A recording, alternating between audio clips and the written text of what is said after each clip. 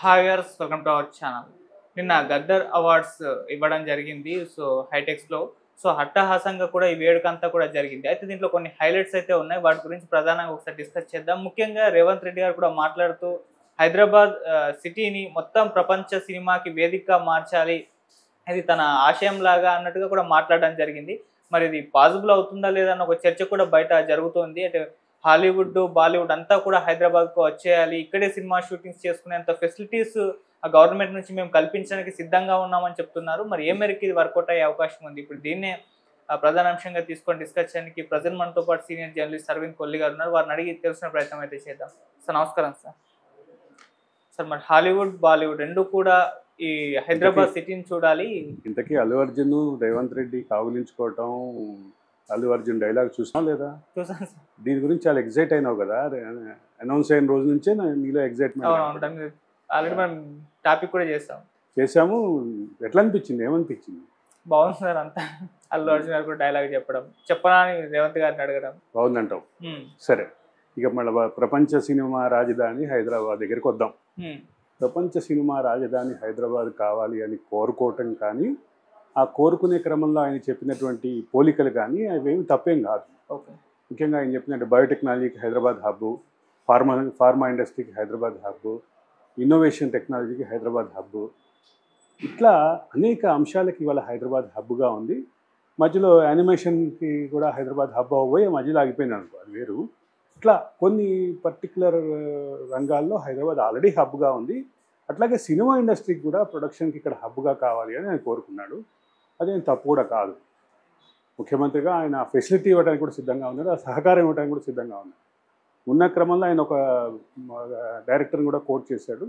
ఆ డైరెక్టర్ ఆయనకు సంబంధించినటువంటి వ్యవహారంలో ఆయన తీసినటువంటి సినిమా ఒక పాన్ ఇండియా మూవీ ఎట్లయింది, ఒకటి కాదు, good number of movies pan India movies ఎట్లయినాయి, ఆ పాన్ ఇండియా మూవీస్ అవ్వడానికి వాళ్ళకి కావాల్సినటువంటి టెక్నాలజీ కానీ, ప్రొడక్షన్ కానీ, మార్కెటింగ్ కానీ, వీటన్నిటిని మించిన మైండ్ మేనేజ్మెంట్ కానీ, వీటన్నిటిలోనూ ఆ సినిమా సక్సెస్ అయింది. కాబట్టి ఆయన ఇవన్నీ అంటే డైరెక్ట్గా ఈ పదాలు చెప్పకపోయినప్పటికీ వీటిని కోట్ చేస్తూ మాట్లాడినటువంటి ముఖ్యమంత్రి. ఓకే. ముఖ్యమంత్రి మాట్లాడిన సందర్భంలో చాలా స్పష్టంగా చెప్పింది ఏంటి, ప్రభుత్వం నుంచి ఏం కావాలో చెప్పండి, ఇస్తాం. ఈ మాట అంటే నాకు గత ప్రభుత్వం చేసినటువంటి ఒక హంగామా గుర్తొచ్చింది. రాచకొండలో ఫిలిం సిటీ కడతాం, రామోజీ ఫిలిం సిటీకి పోటీగా కడతామని చెప్పినటువంటి గత ప్రభుత్వం కనీసం అక్కడ పునాదిరాలు కూడా వెళ్ళాయి.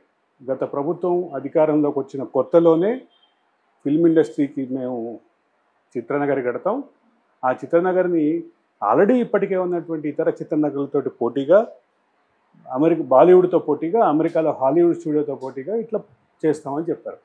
కానీ ఆచరణలో జరిగింది ఏంటి, ఎక్కడా ఎటువంటి లేదు. అదే సందర్భంలో గత ప్రభుత్వం విస్మరించినటువంటి అవార్డుని వీళ్ళు ఇచ్చారు. ఇంతవరకు ఒక పాజిటివ్ ఫ్యాక్టరీ. కానీ ఈ ప్రొడక్షన్కి సంబంధించినటువంటి, టెక్నాలజీకి సంబంధించినటువంటి, దీనికి సంబంధించినటువంటి అన్నిటిని డెవలప్ చేయండి, మేము ప్రభుత్వం నుంచి అన్ని రకాల సహకారాలు ఇస్తామన్నారు. ఇంతవరకు క్లియర్.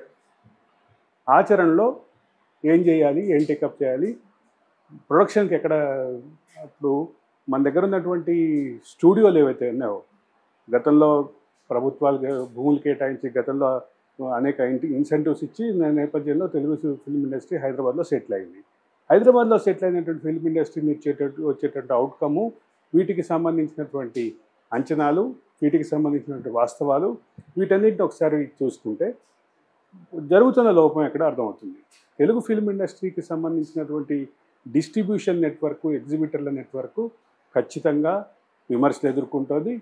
ఇటీవల కాలంలో హరిహర వీరమల్ల కేంద్రంగా జరిగినటువంటి వివాదం, ఎగ్జిబిటర్లు మేము థియేటర్లు మూసేస్తామని చెప్పడం, ఈ వివాదం చూసాం. ఈ వివాదం కనుక రాకుండా, ఇటువంటి పరిస్థితి వివాదం రాకుండా సినిమా ఇండస్ట్రీకి సంబంధించిన వాళ్ళతో కోఆర్డినేట్ చేసుకొని దీనికి సంబంధించిన ఆల్రెడీ జాతీయ స్థాయి, అంతర్జాతీయ స్థాయి థియేటర్లు ఉన్నటువంటి నేపథ్యంలో దాన్ని కలిసి ప్రొడక్షన్కి అయితే తీసుకురావాల్సిన అవసరం అయితే ఉంది. ఆ అవసరాన్ని గుర్తించి జరగటంతో పాటు ఆ అవసరాన్ని కేంద్రంగా మిగతా అంశాలను కూడా ముందుకు తెచ్చేటటువంటి ప్రస్తుతం అయితే ఆ పరిస్థితి ఉంది. దానికి ఆ ఉన్నటువంటి సానుకూల వాతావరణాన్ని నిజంగానే ప్రభుత్వానికి చిత్తశుద్ధి ఉంటే దీని ఇంకా మరింత దీని పరిధి విస్తృతం అవడానికి కొంతమందికే పరిమితమైంది, కొంతమంది చేతిలో బందీ అయింది ఫిల్మ్ ఇండస్ట్రీ అన్న విమర్శను కాదని దీనికి సంబంధించినటువంటి ఇంటర్నేషనల్ స్థాయి పెట్టుబడులు కానీ, ఇంటర్నేషనల్ స్థాయి కాన్సెప్ట్లు కానీ, ఇంటర్నేషనల్ స్థాయి ప్రొడక్షన్, అంతర్జాతీయ స్థాయి ప్రొడక్షన్ కానీ ఇక్కడ జరగాల్సిన అవసరం ఉంది. ఆ దానికి ఇప్పటికే కొంత బేస్ వేసినటువంటి రామోజీ ఫిల్మ్ సిటీ ఉంది. మరోపక్క ఇతర ఫిల్మ్ స్టూడియోలు కూడా ఉన్నాయి. వీటితో పాటు ఇవే కాకుండా తక్కువ హ్యూమన్ రిసోర్సెస్ తోటి బెస్ట్ ప్రొడక్షన్ చేసేటటువంటి ఇన్నోవేటివ్ కాన్సెప్ట్స్ ఉన్నటువంటి దర్శకులు, రచయితలు, స్క్రీన్ ప్లే రైటర్లు ఉన్నారు. నువ్వు కూడా కాన్సెప్ట్ చెప్పావు అట్లాంటిదే.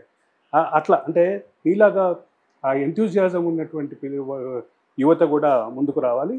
ముందుకు వచ్చి ఈ బంధాలని చేరించుకొని హైదరాబాద్ కేంద్రంగా ప్రపంచ స్థాయి ఫిల్మ్ ప్రొడక్షన్ అవకాశం ఉంది. ఆ రకమైనటువంటి ముందు వెళ్ళేటటువంటి పరిస్థితి అయితే ఖచ్చితంగా సానుకూల పరిస్థితులు ఉన్నాయి. అది గవర్నమెంట్ వాడుకోవాలి. ఇక మిగతా ఇది కాకుండా నిన్న జరిగినటువంటి వేడుకలో హైలైట్స్ అంటే, ఒకటి తెలంగాణ పోలీసులతోటి ఒక పక్క ఇబ్బందులు ఎదుర్కొంటున్నటువంటి మంగ్లీ అదే వేదిక మీద నుంచి పాట పాడటం, ఆ పాట కూడా గద్దర్ని స్మరించుకుంటూ పాడటం, గద్దర్ అవార్డ్స్ సందర్భంగా గద్దర్ని స్మరించుకుంటూ, ఇటువంటివి కొన్ని ఖచ్చితంగా ఉన్నాయి.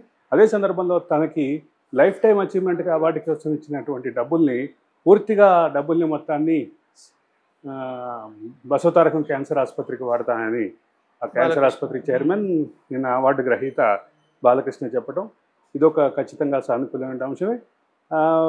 అంటే ఆ సందర్భంగా ఆయన కొంచెం బట్టి విక్రమార్క పేరు పలకటానికి తడబడినట్టుగా అనిపించింది. కానీ ఇటువంటి చిన్న చిన్న అంటే లోపాలు లేకుండా ఈవెంట్ దానికి అర్థం ఉండదు, దానికి అందం కూడా ఉండదు.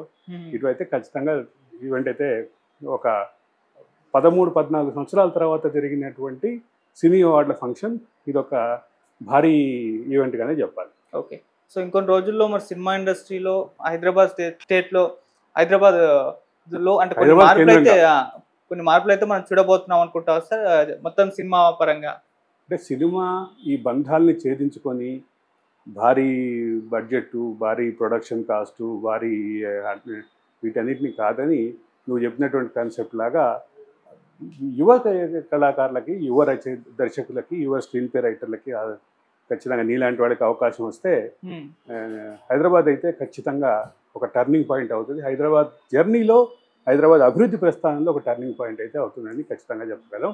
తక్కువ బడ్జెట్ తోటి అద్భుతంగా తీసే అవకాశం ఉన్నటువంటి దర్శకులు రావాలి, ఆ రకమైనటువంటి ప్రొడక్షన్ హౌసెస్ రావాలి, ఆ రకమైనటువంటి ప్రొడక్షన్ టెక్నాలజీ కూడా రావాలి. అది వస్తే మాత్రం ఖచ్చితంగా అది ఆచరణలోకి వస్తే మాత్రం ఒక భారీ విస్ఫోటనం అవుతుంది.